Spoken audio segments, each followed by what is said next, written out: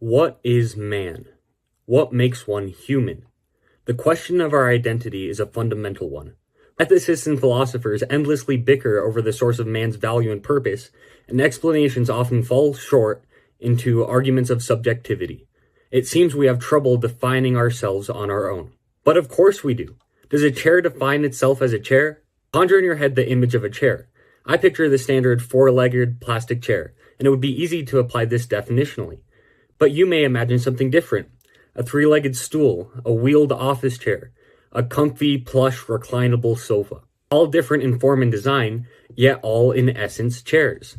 But here are some other things you might sit on. A box, a desk, a thumbtack. Instead, a chair is anything that is meant to be sat on. Who determines whether or not something is meant to be sat on? The builder of the chair. At the end of creation, God created man in his own image. We are bestowed with the image of God. That is what man is. Matthew 22 states that the greatest commandment is this: love the Lord your God with all your heart, mind, soul, and strength. The second is like it: love your neighbor as yourself. That is why man is. Why then is this age so deranged? Well, when a chair tries to be a screwdriver, it becomes a pretty sucky screwdriver and a pretty sucky chair.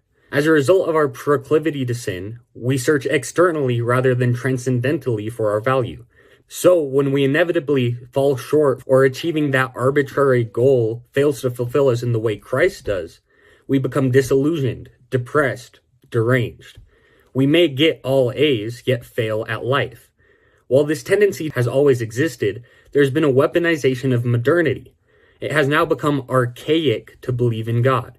As C.S. Lewis describes and unintentionally predicts in his Abolition of Man, there is a large academic effort to detach man from his spiritual aspects. How else would you expect a chair to act if it has been convinced it is a screwdriver from early ages of chair school? I'm currently applying to the honors program, and I'm also greatly interested in the great text major. Through seminars, small groups, and one-on-one teachings, students get to investigate the human experience through biblical truths and literary analysis. This blends perfectly with the Christian mission. Right now, I want to be a pastor. Now, what is a pastor if not someone who teaches others how to be human and helps them through that process? This distinctly Christian education Baylor offers will not only teach me what it means to be a chair, to be human, but also help me then go on and serve others, reminding them and myself what we are and why we are here: to love God with everything we have and to love each other.